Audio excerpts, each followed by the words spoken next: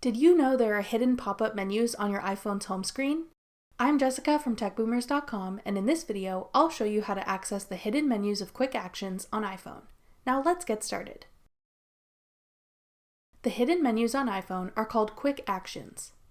To access a quick actions menu, hold down the icon of an app you'd like to see the menu for.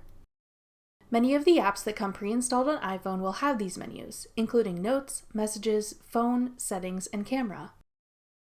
The options that appear in each menu will differ depending on which app's menu you're viewing. For example, the options in the Quick Actions menu for the Notes app all have to do with making new notes, checklists, or documents.